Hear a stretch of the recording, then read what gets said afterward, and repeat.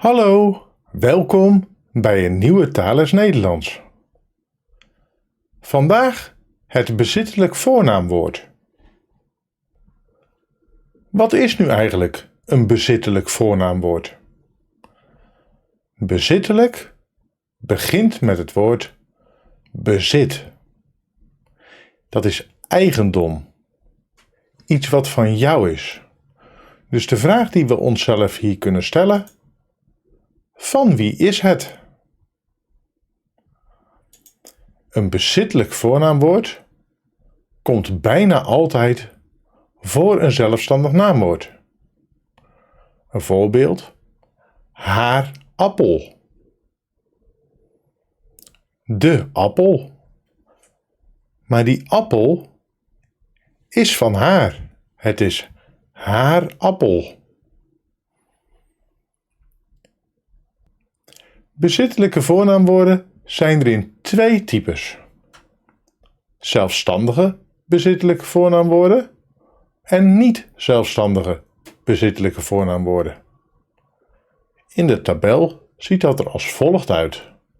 De tabel komt later in deze aflevering terug.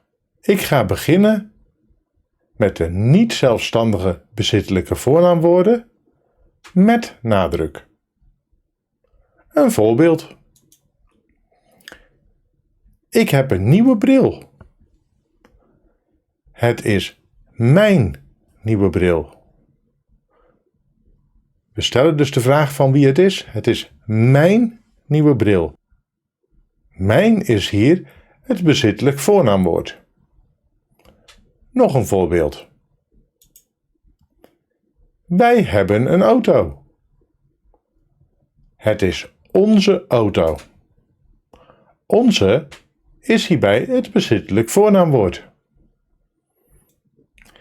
Dan gaan we nu verder met de niet zelfstandige bezittelijke voornaamwoorden met minder nadruk. Een voorbeeld: haal je voeten van de bank. Je zou hier kunnen zeggen: haal jouw voeten van de bank. Alleen jou heeft te veel nadruk. Dus in dit soort gevallen gebruiken we je. Haal je voeten van de bank.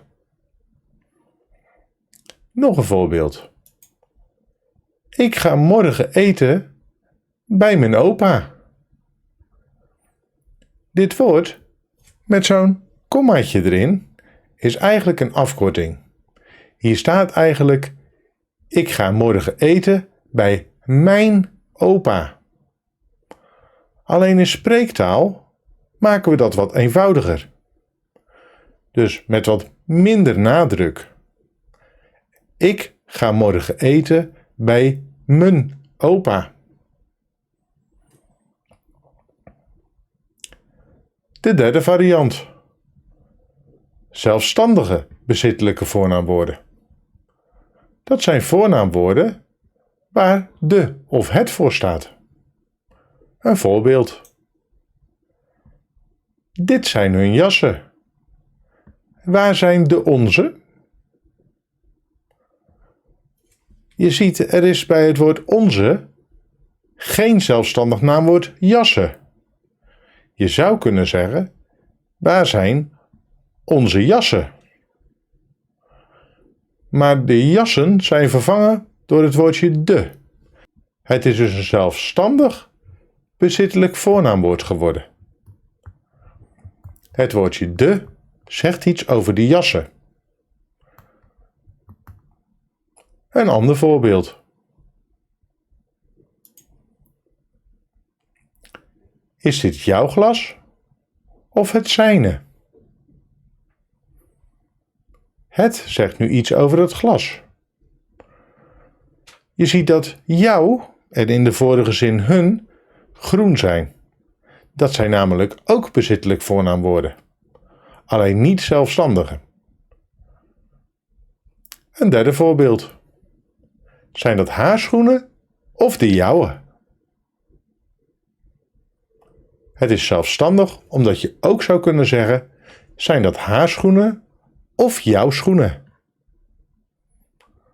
Aangezien we een lidwoord gebruiken, de, wat refereert aan de schoenen, is dit een zelfstandig bezittelijk voornaamwoord. Dit is wel even lastig.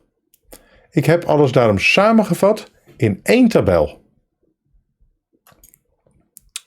Dit is de tabel. We gaan even een deel doornemen. Ik heb voor het gemak het zelfstandige deel even weggehaald uit de tabel en zal de tabel in het scherm laten staan om het makkelijk te maken. Een voorbeeld. Huis. Ik heb een huis. Dat is mijn huis.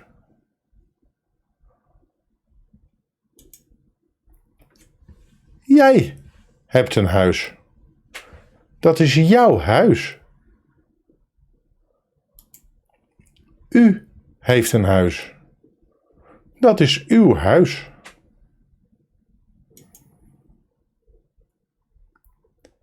Hij heeft een huis. Dat is zijn huis. Zij heeft een huis. Dat is haar huis.